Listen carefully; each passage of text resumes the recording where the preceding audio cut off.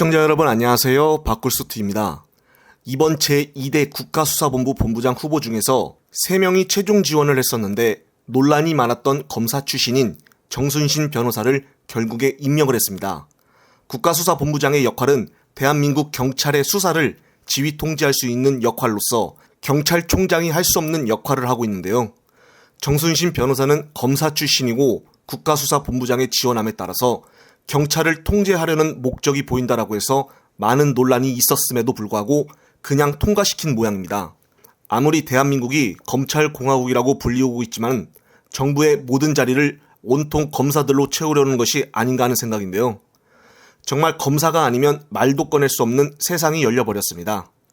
경찰을 검찰의 밑으로 보는 윤통의 인식을 다시금 확인시켜준 상황이라고 봐도 될까요? 윤 정부가 진정 원하는 것은 대체 무엇일까요? 검찰을 앞세워 국민의 일상을 소나기에 틀어주려고 하는 것일까요?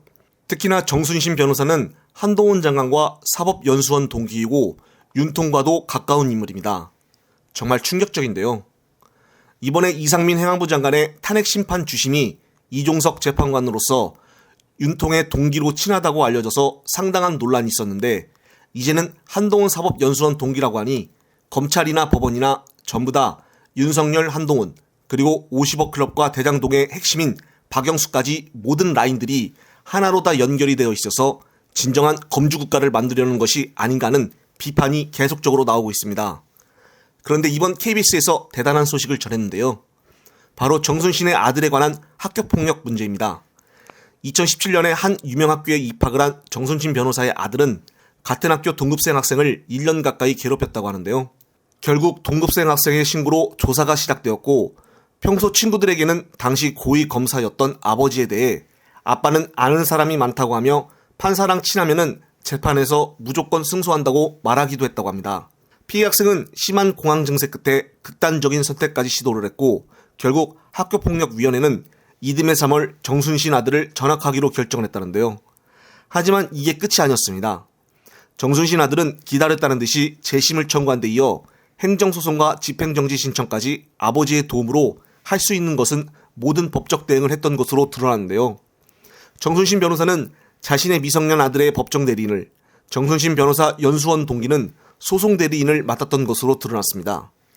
하지만 전학 결정을 취소해달라는 소송은 1심과 2심, 대법원까지 가서 모두 기각이 되었는데요. 정 변호사의 아들 정구는 결국 2019년 2월 전학 조치된 뒤에 명문대에 진학을 했다고 합니다. 하지만 피해자 동급생군은 여전히 휴증에 시달리며 학업을 이어가지 못했다고 하는데요. 정말 가슴 아픈 현실입니다.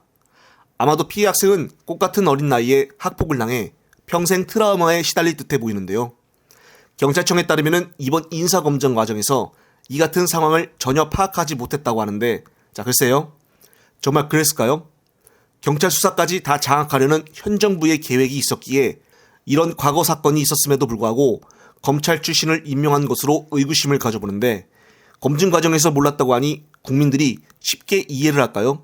가해자 학생이 전학 안 가겠다고 아버지의 힘을 빌려 행정소송과 집행정지 신청까지 했다는데 피해 학생의 고통은 얼마나 컸을까요? 이번 일로 그냥 죄송하다고 넘어가려고 하는 것 같은데 과연 또 다른 물타기로 그냥 정순신 변호사를 임명시킬지 한번 지켜봐야겠습니다. 이번 영상은 여기까지입니다. 영상을 보시고 하고 싶은 말 있으신 분들은 댓글 부탁드립니다. 시청해주셔서 감사합니다.